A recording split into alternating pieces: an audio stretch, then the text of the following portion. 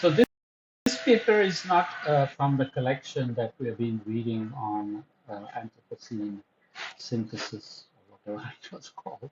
But it is related in the sense it is a meta study that looks at lots of papers and then does a second meta-analysis to find whether field interventions for climate change mitigation behaviors can be induced and what incentives can be used, what are effective, and so on. So I will read it very briefly because it's a kind of a slightly long paper with lots of details on how the analysis is done. But we will read the abstract and what they call as significance that the authors submit to say why this work is significant, kind of a plain language summary. So let's start with the abstract, which is talking about behavior change. Behavioral change is essentially to is behavioral change is essential to mitigate climate change. To advance current knowledge, we synthesize research on interventions aiming to promote climate change mitigation behaviors in field settings.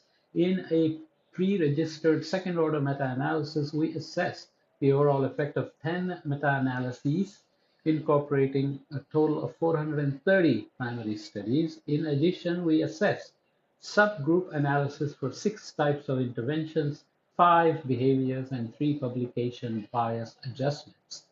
Results showed that climate change mitigation interventions were generally effective with some significance. A follow-up analysis using only unique primary studies adjusted for publication bias provides a more conservative overall estimate of how reliable or effective these field interventions are for mitigation behavior. These are kind of statistical things that I'm not going to bother with. This translates into a mean treatment of treat this translates into a mean treatment effect of 7 percentage points. Furthermore, in a subsample of adequately powered large-scale interventions, the effect was adjusted downward to approximately 2 percentage points from 7. This discrepancy might be because large-scale interventions often target voluntary non-voluntary participants by less direct techniques or home energy reports as an example, while small-scale interventions often target voluntary participants by more direct techniques, such as face-to-face interventions. Subgroup analysis showed that interventions based on social comparisons and financial incentives were the most effective. So peer pressure works in the social comparison, while education or feedback was the least effective. You have to remember that. We keep saying communication, communication, education, awareness, and yet interventions for changing or transitioning into beneficial climate mitigation behavior is more successful when you do social comparison or financial incentives. These results provide a comprehensive state-of-the-art summary of climate change mitigation interventions, guiding both future research and practice. What is the significance? Behavior change, I'm so used to saying behavioral, I keep going to that. Behavior change, such as sustainable transportation, resource conservation, and circular consumption, has a capacity to mitigate climate change. In this work, we seek to advance current knowledge by conducting a synthesis of interventions aimed at promoting climate change mitigation behaviors in field settings, not in a classroom setting, not in a lab setting, not in an experimental setting. Results from a second order meta-analysis, including 10 meta-analyses and a total of 430 primary studies, show that pro-environmental behaviors increased by 2 to 12 percentage points compared to what would have been expected without treatment. Social comparison and financial approaches were the most effective tools, while information and feedback were the least effective. These results provide a comprehensive state-of-the-art summary of climate change mitigation interventions, guiding both future research and practice. Okay, so second order meta-analytical results. I won't read all these numbers, but basically I wanted to point out that there were uh, considerations for effect size, interventions used, appeals, commitment, education, feedback, financial incentives, social comparison, outcomes, conservation, consumption, littering, recycling, transportation, and so on. And the typology and description of mitigation interventions again included appeals, commitment, education, feedback, financial incentives, and social comparisons. As an example, appeals means demand and urge people to act more sustainably by targeting their values or responsibilities. Appeals could, for example, remind people to save electricity. Education interventions aim to increase knowledge about sustainable behaviors by educating people with factual information. Examples are informational flyers or videos, statistics, practical tips, or energy labels. Feedbacks, of course, look at what you are doing and tell you, providing feedbacks about the water or electricity consumption or recycling behavior of a specific household, whereas financial incentives are financial rewards to people for acting in a sustainable way.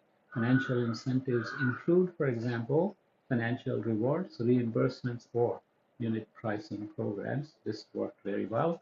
Social comparisons highlight other people's pro-environmental behaviors or attitudes as a means to increase pro-environmental behaviors in one group. These include modeling and social norms. So peer pressure kind of a competition or moral obligation works better than education and feedback. So to jump to the end, we present a comprehensive synthesis of climate change mitigation interventions.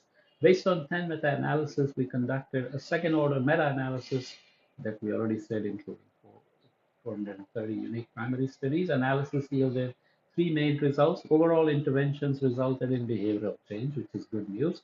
Importantly, publication bias methods adjusted the overall effect downward, but did not nullify the main interventions that succeed. Secondly, interventions were found to be most effective in changing behaviors when, based on social comparisons or financial incentives, as we said in the abstract, and significant, but least effective when based on education and feedbacks alone. So they can have value when you combine with financial incentives and social comparisons. Thirdly, we found that interventions are most effective when targeting littering behavior and least effective when targeting sustainable transportation. Because often transportation can be a convenience, time saving, getting to job on time, and status issues. If you have a car, you may not want to go in a public transportation, even if it's more convenient, less traffic effects, traffic delays, and so on. So we'll discuss each of these main results in return, which it's a long discussion that I cut out. So let me jump to conclude. You should go back and read because there are some nice results from the meta-analysis here that are second-order meta-analysis that really filter out some of the best findings. The main goal of our second-order meta-analysis was to provide a comprehensive synthesis of climate change mitigation interventions. Results showed that climate change mitigation interventions can promote sustainable behaviors.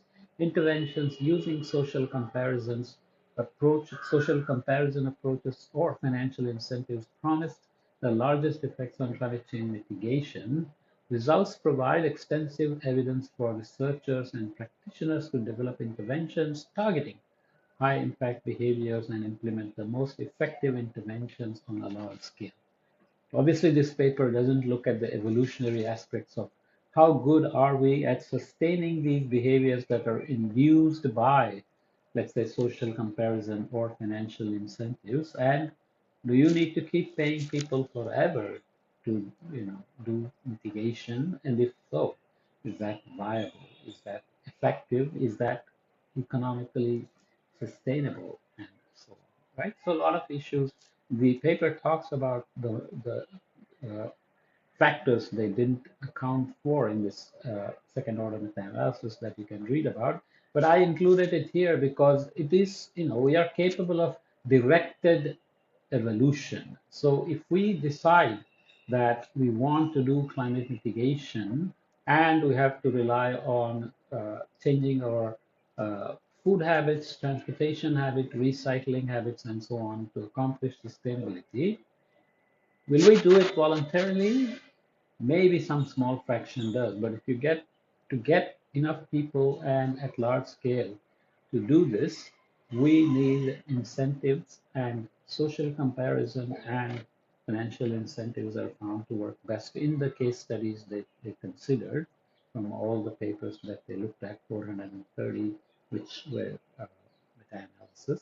And the final result is that yes, field interventions, which means not in the lab, because when you do lab experiments, people might say, I will do this, I will do that, but in reality, they may not. But if you catch people who are actually using transportation and do interventions on those, then it is much more reliable in terms of actual change in behavior.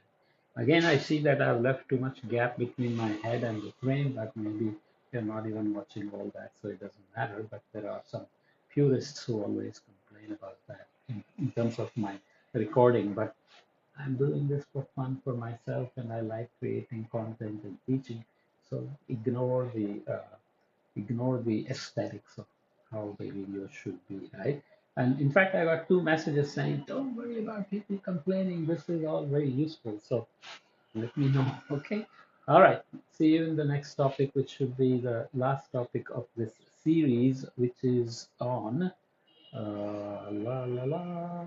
Let's see if I skip to that. It's about uh, inequality and the biosphere. So we talked about how inequality can reduce pro-social behavior and equality can increase pro-social behavior, especially among the poor and vulnerable.